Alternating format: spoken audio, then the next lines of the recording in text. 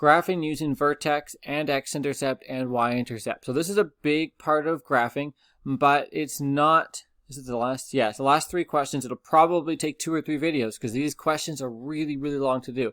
We're going to learn a faster way to graph. However, that faster way won't always include the x and y intercepts, and sometimes those are really important.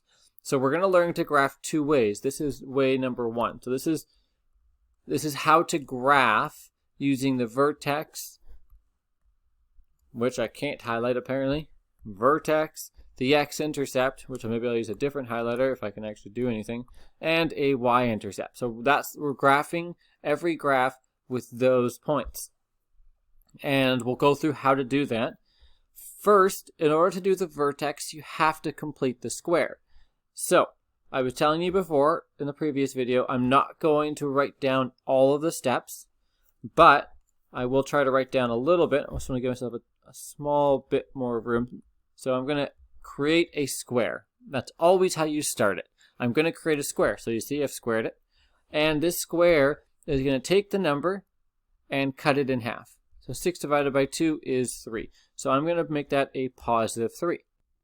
Now, if you want to FOIL, if you want to go x plus 3 times x plus 3 and FOIL that to find out what your last number is, you can pause that and do that now. But I know that that last one is going to be 3 times 3. I know that, and it's right there. It's 3 squared. So my last one will be 3 squared, which equals 9. I don't know why that box is there. So if it's 9, that's what I would normally get. What would it take to get to 8? Well, I would need to minus 1. If I'm at 9, I need to get to 8, I will minus 1. So that is the vertex form. This is called standard. It's kind of useless when finding the vertex. This is in vertex form, which by the name tells you that we're going to find the vertex. So the vertex is an x comma y point. And for us, our vertex is our x instruction. So this is our x. Our x is right there. Unfortunately, we have to change it from a positive to a negative. We always flip the signs. So mine is, and yours here, is going to be a negative 3. Actually, I can do that. So it's a negative 3. The y is right there. And you don't change that. Why? I don't know. You just don't. So I changed the inside from a positive to a negative, and I left with a 3, and the outside I left the same. So that is my vertex. And I said at the top here, I needed to graph the vertex. Look at that. We're almost 3 minutes in. We've barely done anything. So the vertex is negative 3 comma negative 1. 1, 2, 3, negative 1. So that is our vertex point. Useless without anything else. So we will also do our x-intercept. Now to do your x-intercept, we need to basically do all of the last unit. So we need to make y 0. When we find the y-intercept, we're going to need to make the x 0. We can write down the equation. Y equals x squared plus 6x plus 8. And we can make the y 0. So there's y. I'm going to make it 0. There's my equal sign. 0 equals x squared plus 6x plus 8.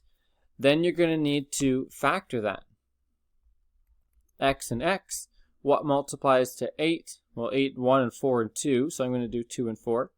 My diagonals are 4x and 2x. 4x and 2x get me 6x, which is what I have.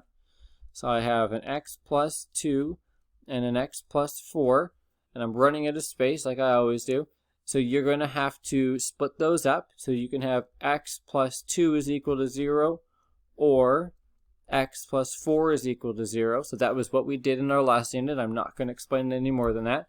You're going to have to get the x alone. So there's a plus 2, so I'll minus 2 from both sides. So x equals minus 2. And then here, I'm going to have to minus 4 from both sides. X equals minus 4, or negative 4. So those are my x-intercepts. That's a lot of work. One question in our last unit is a third of the question in this unit. So for what that's worth, I have x equals negative 2 and x equals negative 4. This is my x-axis, and I cross the x-axis at -2 and -4. And I can't remember, yeah, I had those in blue. So those are my x-intercepts, and my vertex was right there. The last thing we need to do, which is the easiest, is to find the y-intercept. So you write down the equation, just like we did for the x-intercept. And this time you make the x 0. So I've got the y, I've got x 0, I've got 0 squared plus 6 times 0 plus 8.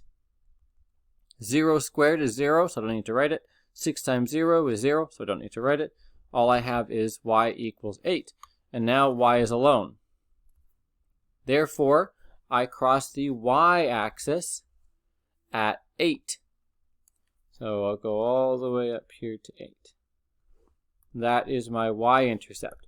So once you've done all of that, you can do your drawing. You just connect your dots. And if it goes off the graph a little bit, that's okay. So I'm going to somewhat zoom this out so you can see kind of everything that I did.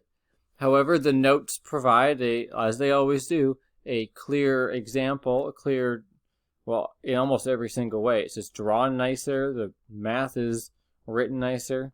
It's probably organized nicer. So that was one question, and it's been 6 minutes and 38 seconds, and I'm still talking. Therefore, I'm going to stop this thing. If you don't get that, that's okay. In the next video, which will probably be like 12 minutes long, I will do the next two, and hopefully by the end, you can have a really good understanding of how to do this.